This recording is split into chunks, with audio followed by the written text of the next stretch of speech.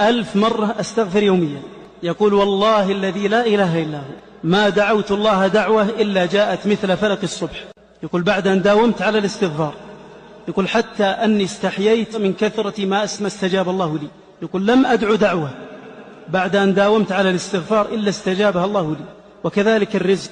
ألقيت كلمة في أحد مساجد الرياض وتكلمت عن الاستغفار، فأتاني شاب يبدو أنه يعني شاب من الشباب يعني غير المستقيم، وقال لي تكلمت عن الاستغفار وأنا أروي لك قصة حصلت لي وأرجو أن تحدث بها. قلت تفضل. قال أنا كنت مديون، يقول وكان الراتب لا يكفي. يقول فحضرت كلمة في أحد المساجد وتكلم عن الاستغفار وفضل الاستغفار وأنه يفتح أبواب الرزق. يقول فعدت إلى البيت وكلمت زوجتي وذكرت لها ذلك، وتعاهدت أنا وإياها أن نستغفر في اليوم ما شاء الله وأن نستغفر. يقول فاستمريت على الاستغفار في كل وقت، كل ما وجدت فرصة أو تذكرت أستغفر الله أستغفر الله أستغفر الله. يقول والله الذي لا إله إلا هو، يقول قضيت ديوني كلها، أصبح الراتب يفيض. يقول مع أن الراتب لم يزد ولم يتغير هو. يقول فتحت حساب آخر في البنك، حساب الادخار، وأصبحت أوفر من راتبي ولم أجد أمرا غير حياتي بعد توفيق الله سوى الاستغفار. فأوصيكم ونفسي بكثرة